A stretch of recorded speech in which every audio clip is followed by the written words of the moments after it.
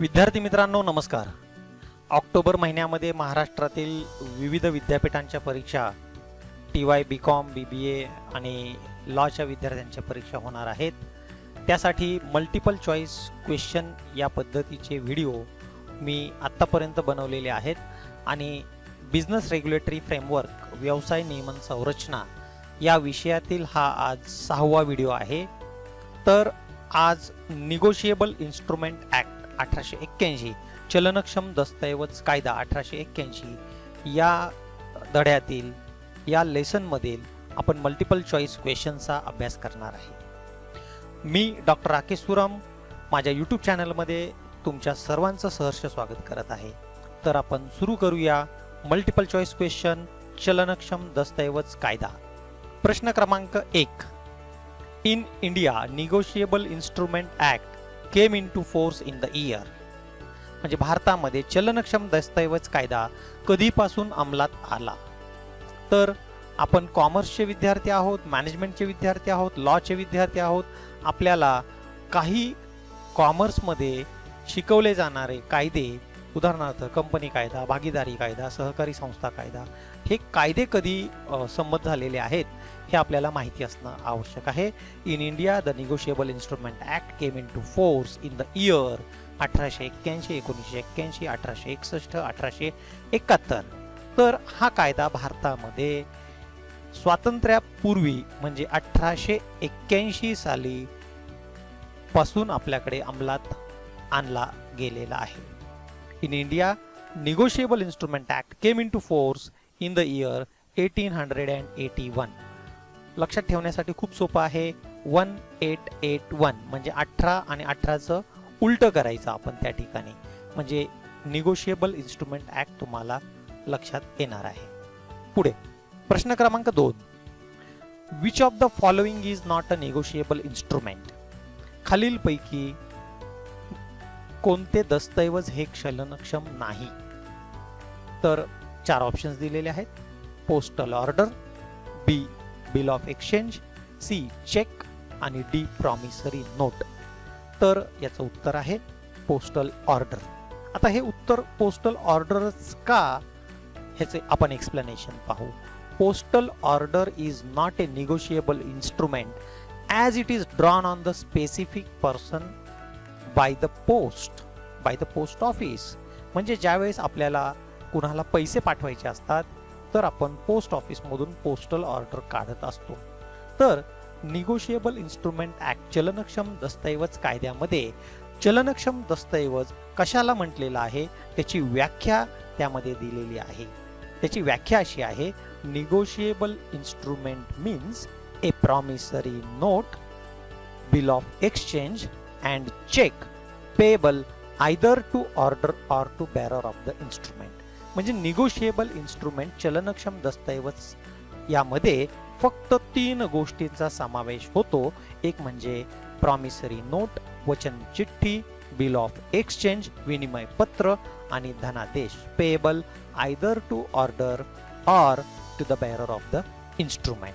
लक्षात ठेवा, negotiable instrument मध्ये फक्त आणि फक्त 3च दस्तऐवज येतात. वचन चिठ्ठी, विनिमय पत्र आणि चेक. पोस्टल ऑर्डर हा त्याचा भाग नाही. प्रश्न क्रमांक 3. Dash dash and dash dash are the 2 types of cheque. मराठीमध्ये टिंबटिंब आणि टिंबटिंब हे 2 प्रकारचे धनादेश आहेत. आपण ऑलरेडी हे शिकलेलो आहोत. धनादेश 2 प्रकारचे असतात. एक म्हणजे क्रॉस चेक आणि दुसरा म्हणजे बेरर चेक. मराठीमध्ये क्रॉस चेकला आपण रेखांकित धनादेश आणि बेरर चेकला आपण वाहक धनादेश असे आपण म्हणत असतो. क्रॉस चेक म्हणजे रेखांकित धनादेश आणि बेरर चेक म्हणजे वाहक धनादेश. रेखांकित धनादेश आणि वाहक धनादेश हे 2 धनादेशाचे प्रकार आहेत. Cross cheque and bearer cheque are the 2 types of cheque. प्रश्न क्रमांक 4. Dash dash and dash dash are the 2 types of crossing of cheque. चेकचे टिंबटिंब आणि टिंबटिंब म्हणजे रेखांकनाचे प्रकार पडतात. टिंबटिंब आणि टिंबटिंब हे दोन धनादेशाच्या रेखांकनाचे प्रकार आहेत. आपण हे ऑलरेडी शिकलेलो आहोत. ज्यावेळेस चेकचं रेखांकन केलं जातं, जर चेकच्या डाव्या कोपऱ्यात वरच्या बाजूस on the left top corner if two parallel lines has been drawn, then it is called as a crossing of check. क्रॉसिंगचे दोन प्रकार आहेत. आपण चेकच्या वरच्या डाव्या कोपऱ्यात दोन रेषा लिहिल्यात आणि त्यामध्ये जर कंपनीचं नाव टाकलं तर त्याला आपण जनरल क्रॉसिंग किंवा सामान्य रेखांकन, आणि जर त्या ठिकाणी विशिष्ट बँकेमध्येच त्या चेकचे जर पैसे जमा करावे असा जर आदेश आपण दिला असेल, म्हणजे चेकच्या डाव्या कोपऱ्यात वरच्या बाजूला आपण जर दोन तिरप्या पॅरलल रेषा आपण ओढल्या आणि त्या ठिकाणी स्टेट बँक ऑफ इंडिया असं जर लिहिलं तर त्याला आपण विशेष रेखांकन, स्पेशल क्रॉसिंग असं आपण म्हणत असतो. म्हणून याचं उत्तर आहे general crossing and special crossing. मग या ठिकाणी बाकीचे ऑप्शन फ्रेश चेक, स्टेल चेक, जनरल, क्रॉस किंवा क्रॉस चेक आणि बेरर चेक हे त्याचे ऑप्शन्स नाही आहेत. विद्यार्थी मित्रांनो, या ठिकाणी तुमची गल्लत होण्याची शक्यता आहे, कारण इथे मी क्रॉसिंग हा शब्द वापरलेला आहे. टाइप्स ऑफ क्रॉसिंग, धनादेशाच्या रेखांकनाचे प्रकार. हे धनादेशाचे प्रकार नाही. धनादेशाचे प्रकार आपण ऑलरेडी पाहिलेले आहोत, bearer cheque and cross cheque. आता त्या चेकमध्ये क्रॉस चेकचे पुन्हा दोन प्रकार येतात, ते म्हणजे जनरल क्रॉसिंग आणि special crossing are the two types of crossing of cheque. सामान्य रेखांकन आणि विशेष रेखांकन हे दोन धनादेशाच्या रेखांकनाचे प्रकार आहेत. प्रश्न क्रमांक 5. Maker of a bill of exchange is called as. आपण बिल ऑफ एक्सचेंजला मराठीतून विनिमय पत्र, हुंडी सुद्धा म्हणतात काही लोक त्याला. जी व्यक्ती विनिमय पत्र काढते तिला काय म्हणतात? तर अनेक विद्यार्थ्यांच्या सूचना यूट्यूबला मला मिळालेल्या आहेत, त्यामुळे मी ऑप्शन सुद्धा या ठिकाणी मराठीमध्ये लिहिलेला आहे. ड्रॉवर आदेशक, ड्रॉई आज्ञार्थी, ॲक्सेप्टर स्वीकार करता आणि पेई प्राप्त करता किंवा आदाता. विद्यार्थी मित्रांनो, आपण अकाउंट हा विषय इंग्रजीमध्ये शिकतो, परीक्षा देतो, पण बऱ्याच वेळा काही टर्मिनॉलॉजी, काही शब्द हे इंग्रजीमध्ये सोपे जातात आणि मराठीमध्ये आपल्याला अवघड जातात. त्यामुळे असे काही प्रश्न जर त्या शब्दांचा अर्थ तुम्हाला समजत नसेल तर त्याची इंग्रजी आवृत्ती पहा. परीक्षेला तुम्ही तो प्रश्न इंग्रजीमध्ये वाचा, त्याचे ऑप्शन्स इंग्रजीमध्ये वाचा, म्हणजे तुम्ही अचूक उत्तर देऊ शकता. कारण बिल ऑफ एक्सचेंज हा टॉपिक आपण 12वीला शिकलेलो आहोत. Maker of a bill of exchange is called as drawer. म्हणजे बिल काढणारा जो व्यक्ती असतो त्याला आपण ड्रॉवर असं म्हणतो. A person who draws a bill or maker of the bill of exchange is called drawer. त्याला आपण आदेशक. जो बिल काढतो त्याला ड्रॉवर, ज्याच्यावर बिल काढलं जातं त्याला ड्रॉई असं म्हणतो. ड्रॉवर कोण बिल काढत असतो? जो व्यक्ती माल विकतो उधारीने आणि ज्याला पैसे यायचे असतात तो ड्रॉवर, तो बिल काढतो. ज्याला माल विकतो त्याच्याकडून आपल्याला पैसे घ्यायचे असतात, म्हणजे परचेसर जो असतो, बायर जो असतो तो ड्रॉई असतो, कारण तो या बिलाचे पैसे देण्याचे मान्य करत असतो. त्याला आपण ॲक्सेप्टन्स असं आपण म्हणतो. प्रश्न क्रमांक 6. Dash dash grace days provided to the bill of exchange at maturity. म्हणजे विनिमय पत्रामध्ये, बिल ऑफ एक्सचेंजमध्ये मुदत संपल्यानंतर म्हणजे ड्यू डेटच्या वेळेस किती सवलतीचे दिवस किंवा मुदत दिली जाते? Usually as per the negotiable instrument act 1881 या कायद्यामध्ये स्पष्ट दिलेलं आहे 3 सवलतीचे दिवस, जादा दिवस, जास्तीचे दिवस हे मॅच्युरिटीला द्यायला पाहिजे. 3 grace days provided to the instrument at maturity.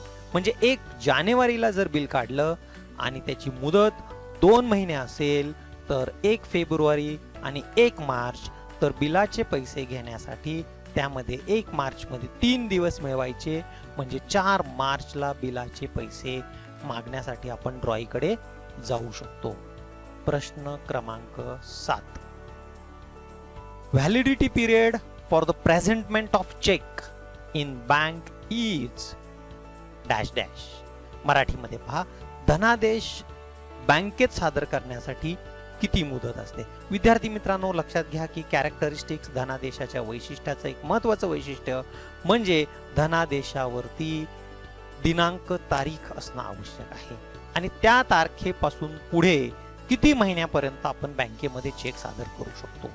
2012च्या पूर्वी ही मुदत 6 महिने होती, पण 2012 पासून कायद्यामध्ये अमेंडमेंट म्हणजे बदल केले गेले आणि सध्या प्रचलित कायद्यानुसार 3 महिने म्हणजे जास्तीत जास्त 3 महिन्यापर्यंत आपण तो चेक धनादेश बँकेमध्ये सादर करू शकतो, वटवू शकतो. 3 महिने झाल्यानंतर त्या चेकला आपण स्टेल चेक किंवा शिळा चेक किंवा शिळा धनादेश असं आपण म्हणत असतो. म्हणून याचं उत्तर तुम्ही लक्षात ठेवा, 3 months. Validity period for the presentment of check in bank is 3 months from the date of check. Question number 8.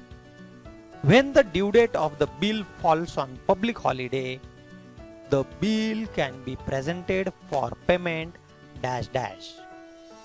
When the due date of the bill falls on public holiday, म्हणजे विनिमय पत्राची देय दिनांक सार्वजनिक सुट्टीच्या दिवशी आल्यास, सार्वजनिक सुट्ट्या आपल्याला माहिती आहेत, 26 जानेवारी 15 ऑगस्ट हे सार्वजनिक सुट्टी आहे आणि अशा दिवशी जर बिलाचे पैसे आपल्याला मिळणार असतील तर त्या दिवशी बँका बंद असतात. त्या दिवशी आपण ड्रॉईकडेही जाऊ शकत नाही किंवा जायला नाही पाहिजे. मग या बिलाचे पैसे मिळवण्यासाठी कधी आपण अप्रोच व्हायला पाहिजे? 4 ऑप्शन्स दिलेले आहेत. On the succeeding day, on the preceding working day, on the preceding day and after 5 days. विद्यार्थी मित्रांनो, या ठिकाणी गोंधळ होण्याची शक्यता आहे. इथे बी ऑप्शन दिलेला आहे on the preceding working day, D option दिलेला आहे ऑन द प्रिसिडिंग डे. आता याचा अर्थ तुम्ही व्यवस्थित समजून घ्या. ऑन द सक्सिडिंग डे म्हणजे 26 जानेवारीला ड्यू डेट आली तर आपण 26 जानेवारीला ड्रॉईकडे जायचं का? तर नाही.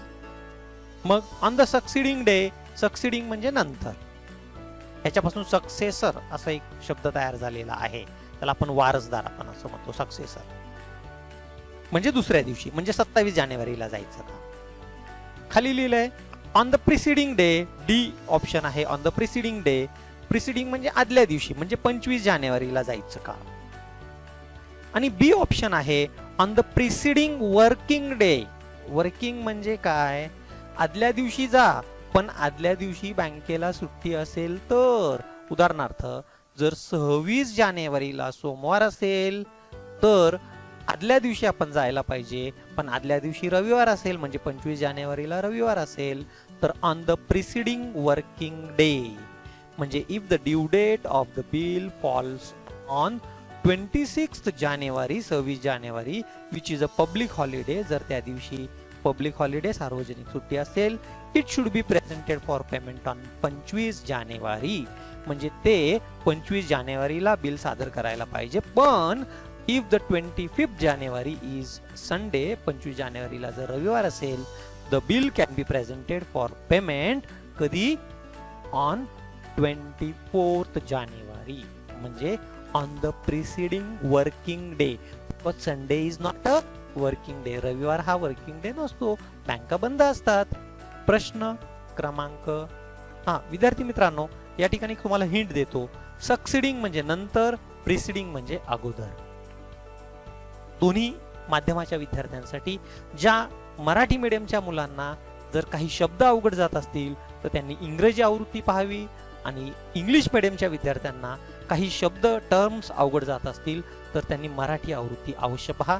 म्हणजे एक तरी मार्क तुमचा कमी होणार नाही. प्रश्न क्रमांक 9. The date of maturity of a bill payable 90 days after sight and which is presented for sign on 14th May 2020 is dash dash dash 14 August 2020 रोजी 90 दिवसांच्या मुदतीसाठी विनिमय पत्र काढल्यास किंवा स्वीकारल्यास सही केलेली आहे, तर या विनिमय पत्राची देय दिनांक, मॅच्युरिटी डेट, ड्यू डेट कधी येणार? इथे या ठिकाणी तुम्हाला काय करायचंय, तुम्हाला ड्यू डेट कॅल्क्युलेट करायचं. हे आपण 12वीला ऍव्हरेज ड्यू डेट मध्ये आपण केलेलं आहे. The date of maturity of a bill payable 90 days after sight. 3 महिने उधारीची मुदत दिल्यानंतर आणि आपण बिल कधी सही केलं? 14 मे 2020. मग ड्यू डेट कधी येणार? 13 ऑगस्ट, 14 ऑगस्ट, 15 ऑगस्ट आणि 12 ऑगस्ट. आता हे कॅल्क्युलेशन विद्यार्थी मित्रांनो कसं करणार, मी तुम्हाला एक्सप्लेनेशन या ठिकाणी देतो. या पहा, आपण माल कधी विकलेला आहे? 14 ऑगस्ट. म्हणजे माल विकला, बिल काढलं आणि सही केली 14 ऑगस्ट. आणि उधारीची मुदत किती आहे? 90 दिवस. म्हणजे 14 अधिक 90 यामध्ये 104 मे. विद्यार्थी मित्रांनो, 104 ही तारीख असते का? नाही. म्हणजे 104 जर तारीख नसेल तर आपल्याला 1 ते 30 किंवा 31 पर्यंतची तारीख आपल्याला पाहिजे. मग मे महिना हा कितीचा असतो? या ठिकाणी पहा उजव्या बाजूला, मे महिना 31 चा असतो. जून महिना कितीचा असतो? 30 चा. आणि जुलै 31 चा. म्हणजे मेचे 31, जूनचे 30, जुलैचे 31 यांची बेरीज होते 30, 29, 60, 29, 90 आणि हे 2 92, 92. म्हणजे 92 डेज आपण जर ह्याच्यातून वजा केले, मायनस केले, 104 वजा 92, 104 मायनस 92 इज इक्वल टू 12. म्हणजे 12 ऑगस्ट. आता ऑगस्ट का घेतलं? कारण मे गेला, जून गेला आणि जुलै गेला. म्हणजे आपलं ड्यू डेट किती येणार? 12 ऑगस्ट. पण निगोशिएबल इन्स्ट्रुमेंट ऍक्ट प्रमाणे आपल्याला 3 ग्रेस डेज द्यायचे, सवलतीचे दिवस. 12 ऑगस्ट अधिक 3 दिवस म्हणजे 12 आणि 3 15 ऑगस्ट. पण या 15 ऑगस्टला मी रेड कलर केलेला आहे कारण 15 ऑगस्ट हे पब्लिक हॉलिडे आहे. म्हणून ते बिल कधी प्रेझेंट व्हायला पाहिजे? 14 ऑगस्ट, 14 ऑगस्ट. म्हणून आपलं उत्तर आहे बी, 14 ऑगस्ट 2020. प्रश्न क्रमांक 10. Every negotiable instrument shall be in. प्रत्येक चलनक्षम दस्तऐवज टिंबटिंब असले पाहिजे, डॅश डॅश असले पाहिजे. Registered, writing, stamp, all of the above. Registered म्हणजे नोंदणीकृत, रायटिंग म्हणजे लिखित, स्टॅम्प म्हणजे रेव्हेन्यू स्टॅम्प लावलेला. विद्यार्थी मित्रांनो, आपण चेक देताना काय आपण नोंदणी करतो का? नोंदणीकृत म्हणजे रजिस्ट्रेशन करतो का? नाही. परंतु तुम्हाला निगोशिएबल इन्स्ट्रुमेंट मध्ये 3 गोष्टी येत असतात. एक म्हणजे चेक, प्रॉमिसरी नोट आणि बिल ऑफ एक्सचेंज. चेक सुद्धा हा लिखित असतो, बिल ऑफ एक्सचेंज ही लिखित असतं आणि वचन चिठ्ठी म्हणजे प्रॉमिसरी नोट हे सुद्धा लिखित असतं. म्हणून या ऑप्शनचं उत्तर आहे, या प्रश्नाचं उत्तर आहे it must be in writing. Every negotiable instrument shall be in writing. It is the first characteristics of. हे प्रत्येक चलनक्षम दस्तऐवजाचं पहिलं वैशिष्ट्य आहे की निगोशिएबल इन्स्ट्रुमेंट चलनक्षम दस्तऐवज, मग तो धनादेश असो किंवा वचनचिठ्ठी असो किंवा धनादेश, वचनचिठ्ठी किंवा विनिमय पत्र, हे लिखितच असलं पाहिजे.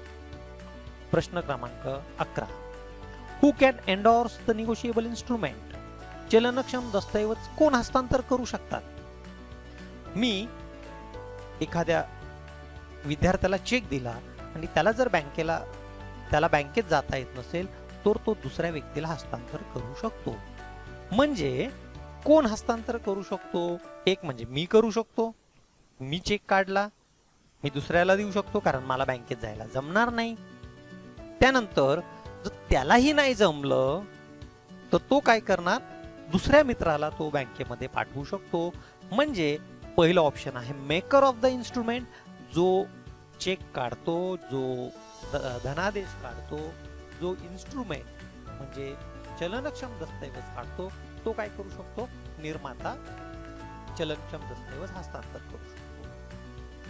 पण ज्याला दिलं त्याला जर नाही जमलं त्याला आपण होल्डर आपण म्हणतो.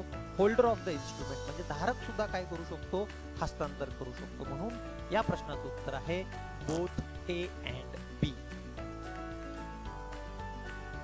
बोथ मेकर अँड होल्डर म्हणजे धनादेश काढणारा आणि ज्याच्या हातात धनादेश आहे तो धारक काय करू शकतो, चेकचं निगोशिएबल इन्स्ट्रुमेंटचं हस्तांतर करू शकतो. प्रश्न क्रमांक 12.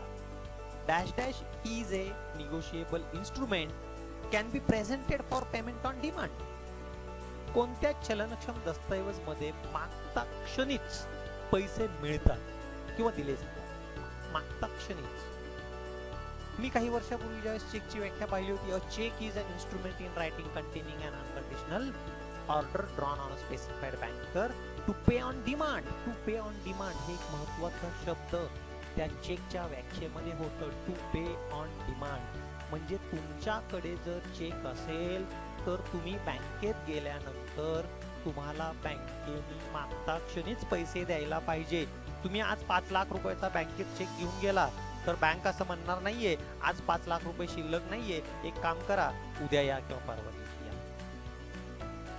जर बँकेत खरोखरच पैसे शिल्लक नसेल तर मोठी रक्कम असेल तर युजली आपल्याला बँकेला आधी फोन करून कळवावं लागतं की मी 5 लाख रुपयाचा चेक घेऊन येणार आहे.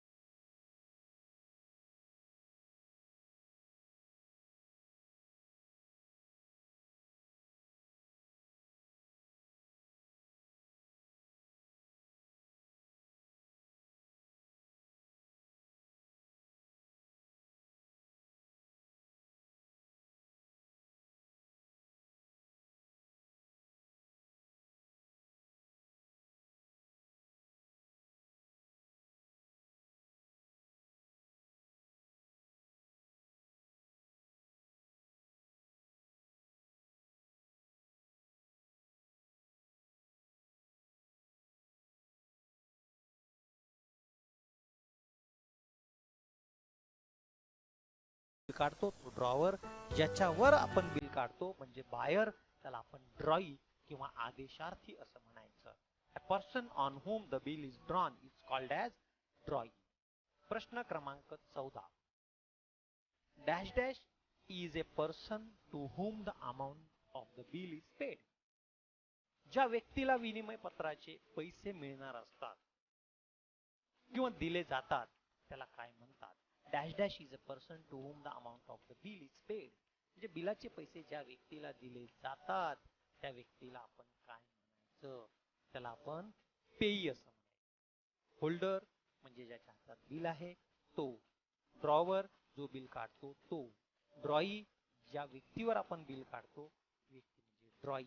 म्हणजे ह्याला आदेशक आणि पेई म्हणजे ह्याला आदाता आणि एंडोर्सर म्हणजे पृष्ठ.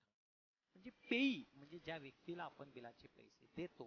पेई इज ए पर्सन, याला आदाता असं म्हणतात. आदाता. ओके. विद्यार्थी मित्रांनो तुम्ही एक काम करा, तुमच्याकडे नोट असेल 100 रुपये 50 रुपयाची नोट असेल तर त्याच्यावरती पहा हिंदी मध्ये लिहिलेलं असतं, मैं धारक को ₹100 अदा करने का. या अदा या शब्दापासून अदाता. अदाता म्हणजे ज्याला पैसे द्यायचे आहेत अशी व्यक्ती. अदाता. मैं धारक को ₹100 अदा करने का वचन देता हूँ. I promise to pay the bearer. Bearer, holder of the check, holder of the cash, holder of the money. Bearer म्हणजे काय? धारक. मैं धारक को ₹100 अदा करने का वचन देता हूँ. प्रश्न क्रमांक 15. Dash and dash dash can be the same person. टिंबटिंब आणि टिंबटिंबे एकच व्यक्ती असू शकते. एकच व्यक्ती असू शकते. आता यामध्ये 4 ऑप्शन्स दिलेले आहेत. विद्यार्थी मित्रांनो, एक मी तुम्हाला उदाहरण सांगतो. रमेश आणि महेश हे 2 व्यक्ती आहेत. रमेशने माल विकला महेशला. रमेश सेलर, महेश बायर म्हणजे खरेदीदार. Ramesh sold goods to Mahesh. Ramesh seller. जो माल विकतो तो ड्रॉवर, तो बिल काढतो तोच ड्रॉवर. तर रमेशने माल विकला तो ड्रॉवर आणि ज्याला माल विकला तो ड्रॉई म्हणजे महेश कोण आहे? हा ड्रॉई आहे. रमेशने माल विकला तो ड्रॉवर, पण 3 महिन्यासाठी हे बिल काढलं गेलं. 3 महिन्यापर्यंत ते बिल त्यांनी स्वतः जवळ ठेवलं आणि 3 महिन्यानंतर तो ड्रॉईकडे म्हणजे महेशकडे पैसे मागण्यासाठी गेला. कोण गेला? ड्रॉवरच गेला. मग ड्रॉवरलाच त्याचे पैसे मिळणार. म्हणून या ऑप्शनचं उत्तर आता तुम्हाला लक्षात आलं असेल, ड्रॉवर अँड पेई. म्हणजे इथे रमेशने बिल काढलं म्हणजे रमेश ड्रॉवर, पैसे त्यालाच मिळतात ते म्हणजे तोच आदाता आहे, म्हणजे पेई पण तोच आहे. म्हणून या ऑप्शनचं उत्तर आहे ड्रॉवर अँड पेई. म्हणजे ऑप्शन सी, ड्रॉवर अँड पेई.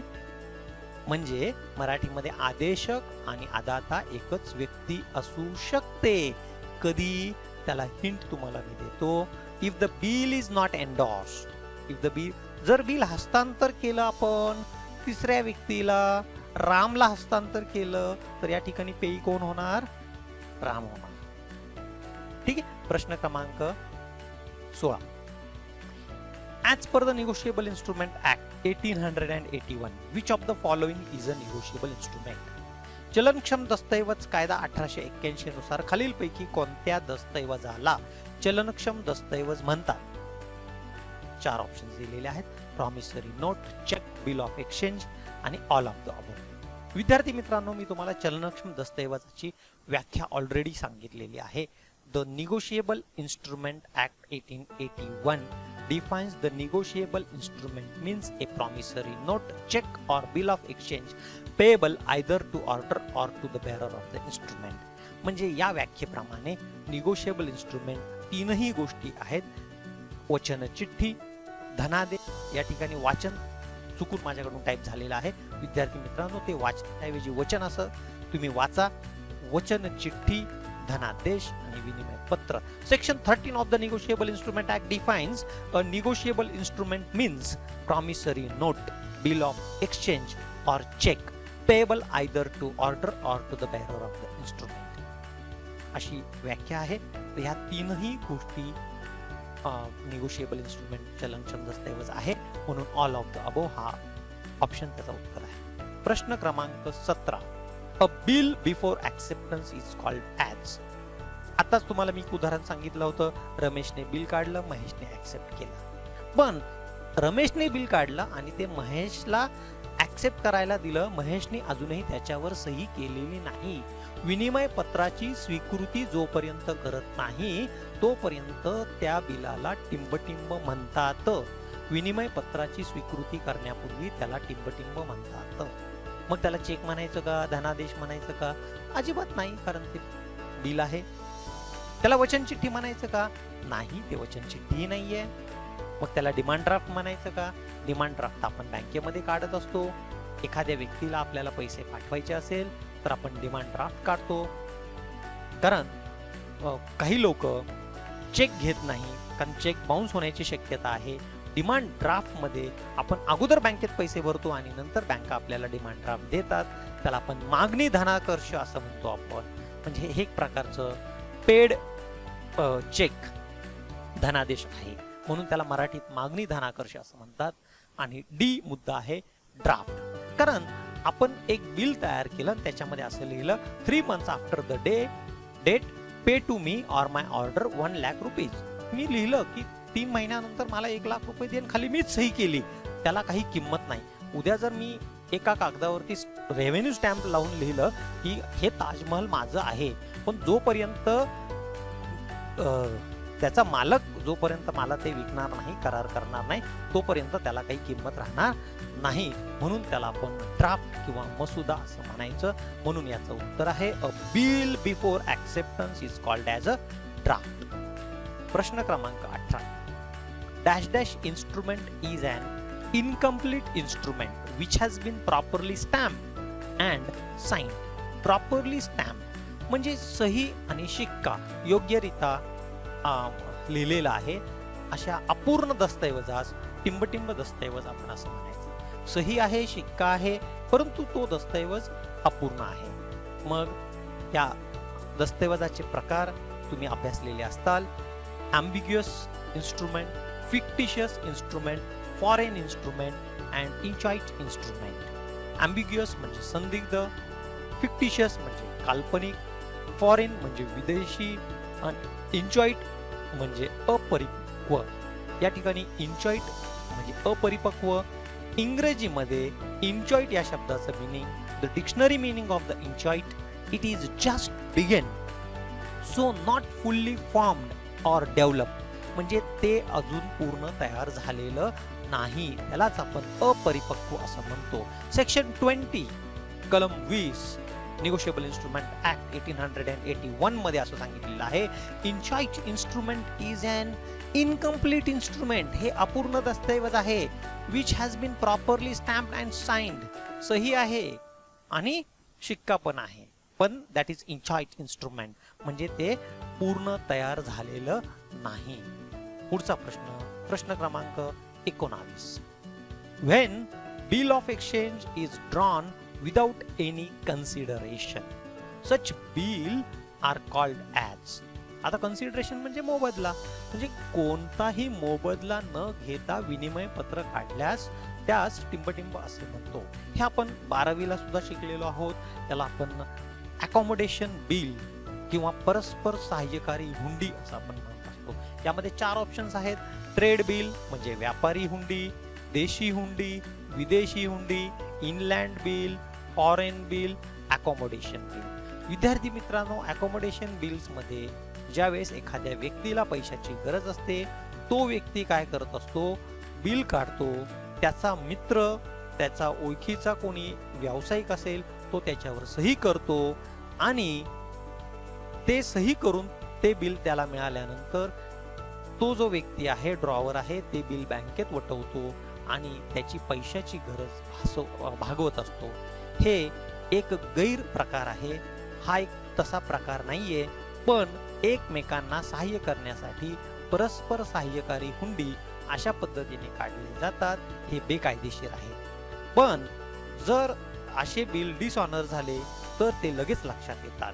म्हणून accommodation bill is made only to provide the financial help to someone party. तर एकमेकांना आर्थिक मदत करण्यासाठी अकॉमोडेशन बिल काढले जातात. यामध्ये जर बिल ऑनर झालं तर बँकेच्या हे लक्षात येतही नाही. आणि आता शेवटचा प्रश्न. विद्यार्थी मित्रांनो, या लेसन मध्ये आपण 40 पेक्षा जास्त प्रश्न आपण काढू शकतो. जर वेळ मिळाला तर मी आणखी 20 प्रश्न या चॅप्टर वरती तुम्हाला मी देऊ शकतो. त्यासाठी आधी मी राहिलेले 2 चॅप्टर या ठिकाणी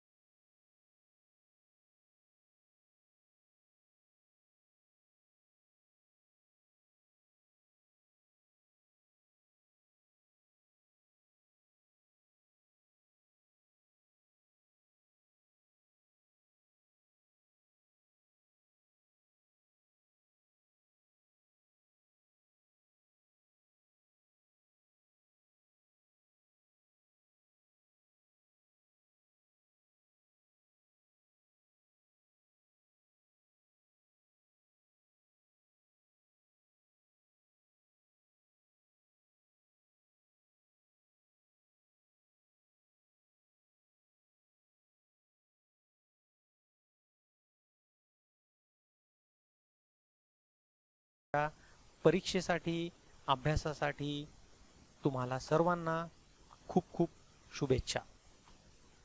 धन्यवाद विद्यार्थी मित्रांनो.